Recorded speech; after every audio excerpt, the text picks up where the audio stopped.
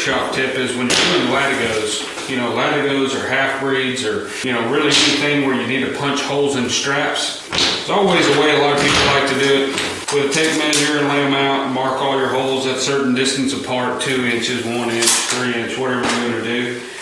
I found that anytime I'm doing strap work, the easiest way for me to do that, if I'm punching a series of holes, this is going to be a half breed off billet. So front for your girt.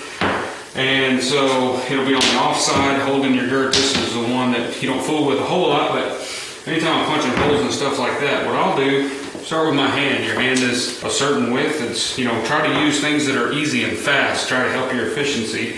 What I'll do is hold that strap from the bottom, punch my first hole, then come down, put my hand above that hole, punch another hole, move it up, punch another hole. It's real quick.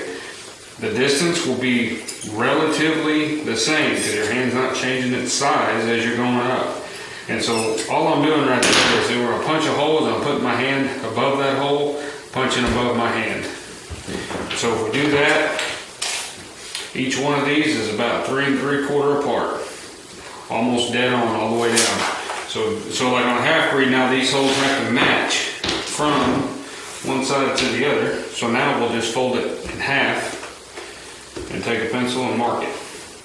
So even if there is a little variance in between the two holes, or in between the two holes there, if there's any difference, it'll be the same on both sides. So they'll line up when it folds in half on itself there on the saddle. And so that's a quick way to punch all your holes in that. Now the same rule applies if you're doing smaller strap bids, like for a head stall or something like that. You got a 3/4 inch strap for the pole strap or something like that.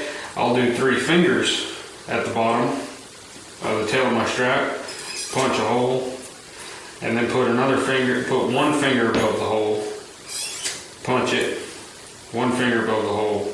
And I use my finger basically as the spacing.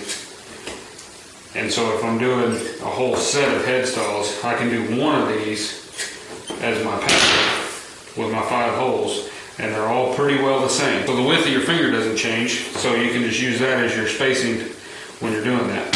So it's just a good way of being fast, not wasting a lot of time with your tape measure. Then you gotta pull your tape measure out, you gotta lay it down, you gotta get your pencil, you gotta mark, and then mark all your holes.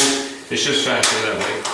Grab a strap. I do it for anything, but unless there's a buckle set that has to fit in a certain hole pattern, stirrup leather buckles, Blevins buckles, things like that.